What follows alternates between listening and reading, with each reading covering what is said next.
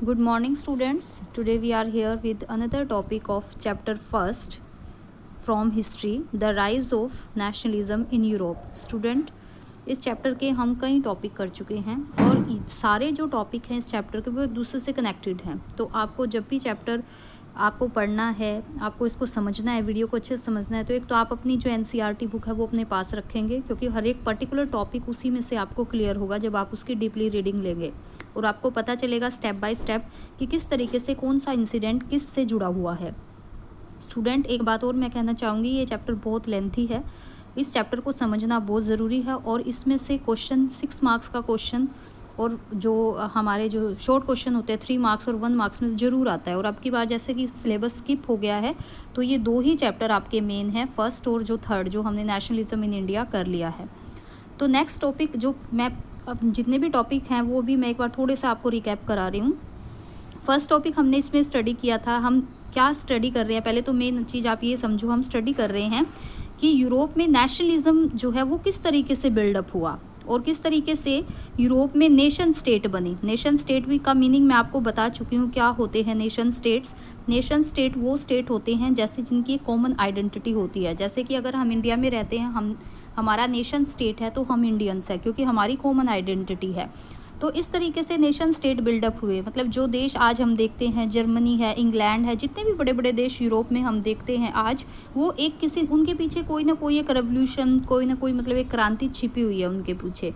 तो वही चीज़ हम इस चैप्टर में स्टडी कर रहे हैं। इसमें जो मेन हमने स्टडी किया, सबसे पहले फ्रेंच रेवोल्यूशन को स्टडी किया कि फ्रेंच रेवोल्यूशन जो था, क्योंकि यूरोप का मेन एक देश माना जाता है, वहाँ पर जो रेवोल्यूशन हुआ उसका इम्पैक्ट पूरे यूरोप में पड़ा। तो फ्रेंच रेवोल्यूशन को आपने बहुत अच्छे तरीके से याद करना है कि कैसे फ्रेंच रेवोल्यूशन हुआ, वहाँ पे कॉमन आइडेंटिटी लोगों की बनी, किस तरीके से उन्होंने जो मोनार्कियल सिस्टम था उसको अबोलिश किया। उसके बाद नेपोलियन कोड पढ़ा आपने कि स्टेप बाय स्टेप हम ये भी देख रहे हैं कि अप एंड डाउन्स आ रहे हैं। कभी आप वहाँ पे डेमोक्रेसी इस्टेब्लिश हो गई है, फिर डेमोक्रेसी को रिमूव करके वहाँ पे डिक्टेटरशिप बनी, जिसमें कि नेपोलियन कोड हमने स्टडी किया था। जो नेपोलियन कोड 1804 जिसमें काफ़ी एडमिनिस्ट्रेटिव चेंजेस जो है नेपोलियन ने लेके आए थे, नेपोलियन जो लेके आए थे वो हमने इसमें पढ़ा। उसके बाद हमने जो लिबरल नेशनलिज्म है वो स्टडी किया कि किस तरीके से लिबरल नेशनलिज्म, ये आइडियोलॉजीज़ मैंने आपको बता दी थी कि लिबरलिज्म भी एक आइडियोलॉजी है जिसमें कि लोग फ्रीडम, फर्टिनिटी को लाइक करते हैं, लेकिन वो एक रेवोल्यूशन के थ्रू नहीं करते। कुछ एक चीज़ें उनकी जो रेडिकल्स होते हैं उनसे डिफरेंट होती हैं। तो नेक्स्ट जो आज हमारा, फिर हमने कंजर्वेटिज्म, प्रीवियस वीडियो में हमने कंजर्वेटिज्म स्टडी किया था। कंजर्वेटिज्म मैंने आपको बता दिया था क्या होता है, जिसमें कि हम ओल्ड ट्रेडिशन जो होता है उसको फॉलो करते हैं। जैसे कि ये मोनार्कियल सिस्टम है तो उसको फॉलो कर, जैसे नेपोलियन बोनापार्ट ने जब फ्रांस में एक रेवोल्यूशन किया, एक डिक्टेटरशिप कायम की, तो उन्होंने क्या किया, फ्रांस में एक अच्छा एडमिनिस्ट्रेटिव सिस्टम जो है इस्टेब्लिश कर दिया। उससे क्या हुआ, लोगों को लगा कि जो एक हाथ में अगर पावर हो तो भी सिस्टम को अच्छा किया जा सकता है। तो कंजर्वेटिज्म दोबारा से वहाँ पे रीस्टोर किया गया, जिसमें जो बॉर्बन फैमिली थी वो दोबारा से आई, सत्ता में आई। तो नेक्स्ट हमारा टॉपिक फिर उसके बाद है रेवोल्यूशनरीज। नेक्स्ट टॉपिक हमारा कौन सा है, द रेवोल्यूशनरीज। बहुत इंपॉर्टेंट टॉपिक है, इसको आप ध्यान से स्टडी करेंगे। द रेवोल्यूशनरीज अपनी बुक में से ध्यान से पहले देखेंगे, पेज नंबर 12 पे है, शायद 12 पे आपका ये टॉपिक है। तो रेवोल्यूशनरीज देखो, जो कंजर्वेटिज्म हमने स्टडी किया प्रीवियस वीडियो में, उसमें हमने देखा जो कंजर्वेटिव्स थे वो अपनी जो आलोचना थी, उनको अगर कोई क्रिटिसाइज करता था उसको लाइक नहीं करते थे। उन्होंने सेंसरशिप भी लगा दी थी प्रेस पे, तो लोगों को लगा कि उनके जो राइट्स है वो ख़त्म हो रहे हैं, उनकी जो लिबर्टी है वो ख़त्म हो रही है। तो इसके लिए धीरे धीरे क्या हुआ, जो लिबरल नेशनलिस्ट थे जो, वो एक रेवोल्यूशनरी फॉर्म को उन्होंने बिल्डअप किया वहाँ पर, और बहुत से रेवोल्यूशनरीज ऑर्गेनाइजेशन यूरोप में बनने शुरू हो गए। तो देखिए, during the years following 1815 the fear of रेप्रेशन drove many liberal nationalist underground. अब इससे क्या हुआ, जो कंजर्वेटिव थे उन्होंने उनको दबाने की कोशिश की, रिप्रेस करने की कोशिश की। इससे क्या हुआ, जो बहुत सारे लिबरल नेशनलिस्ट थे वो अंडरग्राउंड हो गए। मतलब अंडरग्राउंड हो जाने का मतलब क्या होता है कि वो उनसे छिप गए और अपनी पावर को मतलब कैप्चर करने लगे धीरे धीरे, क्योंकि रेवोल्यूशनरीज फॉर्म उन्होंने अब अडोप्ट कर ली। पहले तो उन्होंने अपनी डिमांड रखी, एक लिबरल फॉर्म में उन्होंने अपनी डिमांड रखी, जिनको लिबरल नेशनलिस्ट कहा जाता था, लेकिन उनको रिप्रेस किया गया कंजर्वेटिव्स के द्वारा। तो उसके बाद उन्होंने अपने आप को अंडरग्राउंड करना शुरू किया। इससे वहाँ पर बहुत सारी सीक्रेट सोसाइटीज़ बनी। सीक्रेट सोसाइटीज़ मतलब क्या होते हैं, जो गुप्त संगठन होते हैं वो बने। Revolutionary at this time meant a commitment to oppose monarchial forms and to fight the liberty and freedom. Revolutionaries का मतलब क्या था उस टाइम पे? रेवोल्यूशनरीज का मतलब होता था, एक ऐसी कमिटमेंट होती थी, उन लोगों की कमिटमेंट होती थी जो मोनार्कियल फॉर्म को अपोज करते थे, उसको क्रिटिसाइज करते थे, और जिन्होंने लिबर्टी और फ्रीडम के लिए एक बड़ी फाइट लड़ी, क्योंकि उनको चाहिए था कि अब जो मोनार्कियल सिस्टम है वो ख़त्म होना चाहिए, उनको उनकी लिबर्टी मिलनी चाहिए, उनकी फ्रीडम उनको मिलनी चाहिए।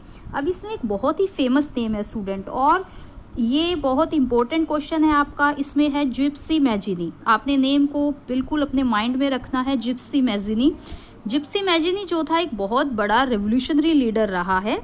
ये इटालियन रेवोल्यूशनरी लीडर था, याद रखना है, इटालियन रेवोल्यूशनरी लीडर था, जिसका कि जो यूनिफिकेशन ऑफ इटली हम आगे स्टडी करेंगे कि इटली कैसे बना, उसमें उसका बहुत बड़ा रोल है। तो इस नेम को आपने ध्यान रखना है, जिप्सी मैजिनी।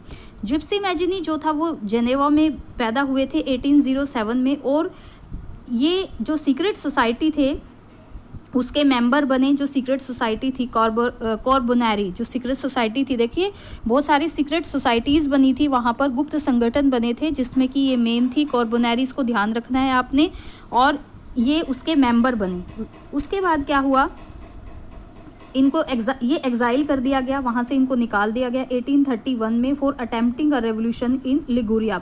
इन्होंने इटली में, जैसे मैंने आपको बताया कि छोटे छोटे मोनार्कियल स्टेट होते थे पहले, जो इटली का ही एक पार्ट था, लिगुरिया पार्ट था वहाँ पर, तो इन्होंने वहाँ पर एक रेवोल्यूशन किया। तो इस रेवोल्यूशन को रिप्रेस कर दिया गया, बाद में इनको एग्जाइल कर दिया गया, वहाँ से निकाल दिया गया 1831 में। उसके बाद क्या था, देखो जिप्सी मैजिनी ने हार नहीं मानी। उन्होंने क्या किया Mazzini believe that God had intended nation to be the natural units of मैनकाइंड्स।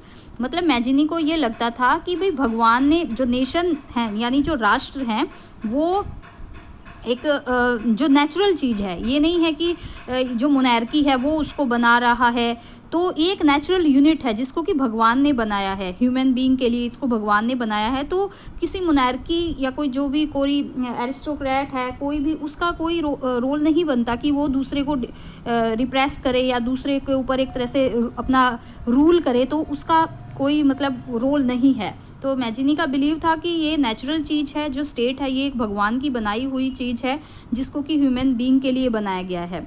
अब उसके बाद क्या हुआ, इसी तरीके से बहुत सारी जो सीक्रेट सोसाइटी थी वो बनी, काफ़ी सारी आपकी बुक में भी लिखी हुई, आपने अच्छे से रीड करनी है। Secret societies were set up in Germany में बनी, जिससे जर्मनी का यूनिफिकेशन हुआ। फ्रांस, स्विट्जरलैंड और पोलैंड में बनी।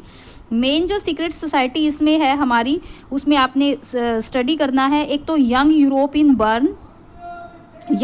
इन बर्न, ये आपने स्टडी करना है, ये एक सीक्रेट सोसाइटी थी। और एक थी यंग इटली इन मार्शले, ये भी आपने ध्यान रखना है। यंग इटली इन मार्शले और यंग यूरोप इन बर्न, ये दो सीक्रेट सोसाइटी थी जो काफ़ी फेमस थी। इसके अलावा और भी बहुत सारी जगह थी जहाँ पर सीक्रेट सोसाइटीज़ बनी, गुप्त संगठन बने मतलब, लेकिन ये दो नाम आपने बहुत अच्छे से ध्यान रखने हैं।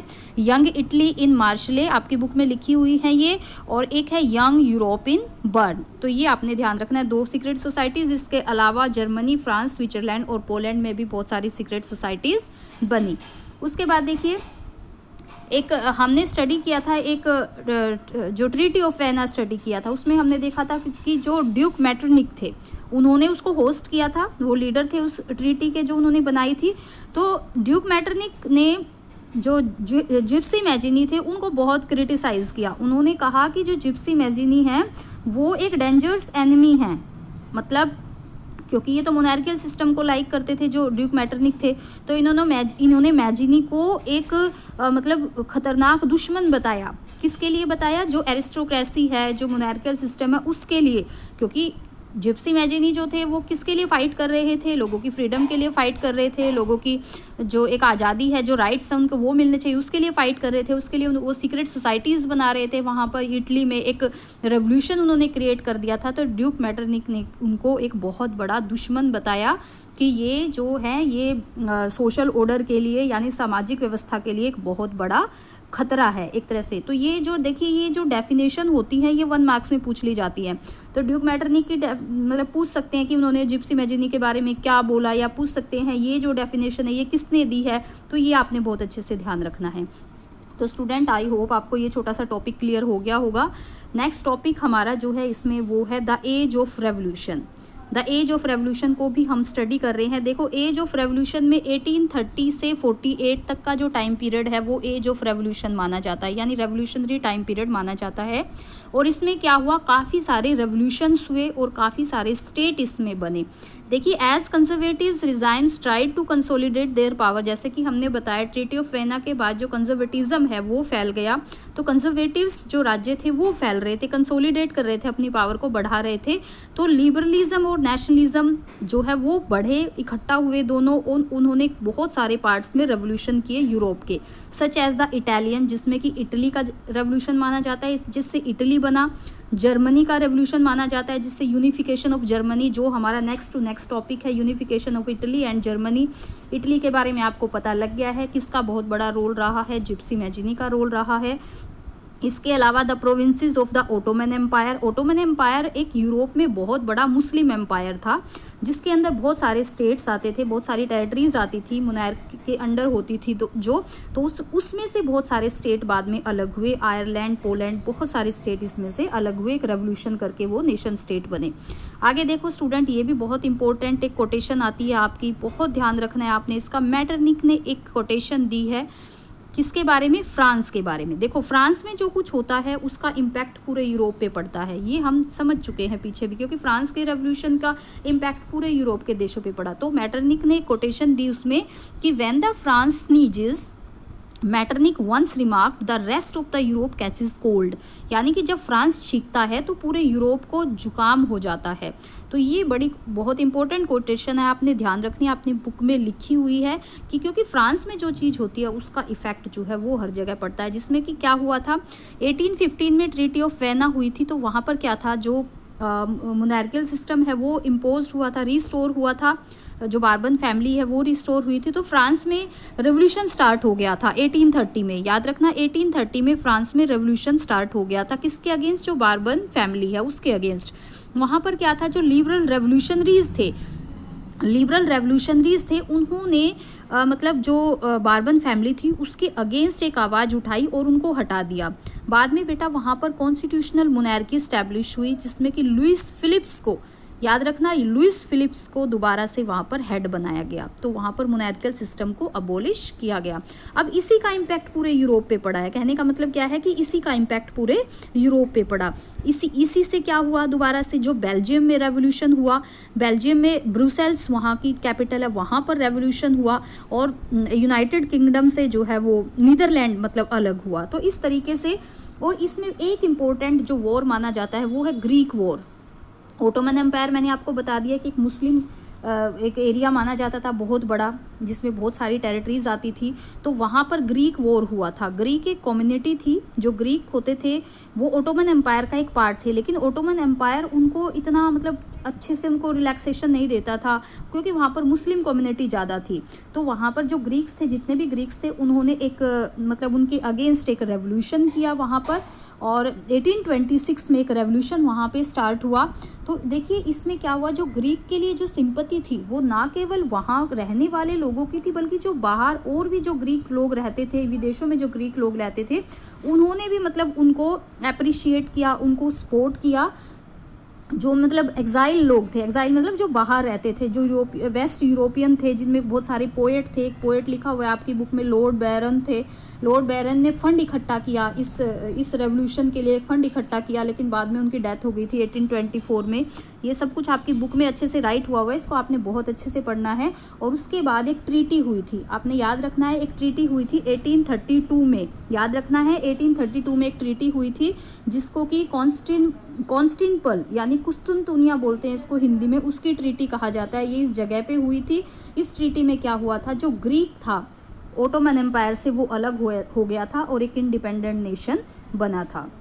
तो स्टूडेंट आई होप आपको ये टॉपिक बहुत अच्छे से समझ आ गया होगा कि कैसे रेवोल्यूशनरीज जो थे उन्होंने आवाज़ उठाई। जो लिबरल नेशनलिस्ट थे, याद रखना, जो लिबरल नेशनलिस्ट थे वो रेवोल्यूशनरीज में कन्वर्ट हुए। उन्होंने मतलब अपने सीक्रेट सोसाइटीज़ बनाई जिसमें कि जिप्सी मैजिनी का नाम बहुत फेमस है, जिसका इटली में बहुत बड़ा रोल रहा है। उसके बाद 1830 से 48 तक की जो एज मानी जाती है वो रेवोल्यूशनरी एज मानी जाती है, जिसमें बहुत सारे स्टेट यूरोप में नेशन स्टेट बने। तो नेक्स्ट जो हमारा टॉपिक होगा उसमें हम एक फीलिंग पढ़ेंगे, एक रोमांटिक इमेजिनेशन अपने एंड नेशनल फीलिंग होती है, इसका ये टॉपिक है हमारा। इसके बाद ही हम कुछ स्टेट्स का यूनिफिकेशन पढ़ेंगे यूरोप में, the romantic imagination and national feeling, कि किस तरीके से लोगों के अंदर अपने देश के प्रति जो प्यार की फीलिंग होती है वो नेशनलिज्म में कन्वर्ट हुई। तो इसमें किन किन चीज़ों ने रोल प्ले किया, जैसे कि हमने नेशनलिज्म इन इंडिया में स्टडी किया था कि जो इमेजेस थी, जो सॉन्ग्स थे, जो स्टोरी टेल्स थी, उन्होंने एक रोल प्ले किया। तो वो यूरोप के बारे में भी सेम वही चीज़ है जो हम नेक्स्ट वीडियो में स्टडी करेंगे। स्टूडेंट मैं पहले भी आपको बता रही हूँ, बहुत इंपॉर्टेंट चैप्टर है और आप अपने टेक्स्ट बुक अपने साथ में रखेंगे जब आप वीडियो को देखेंगे। Thank you so much.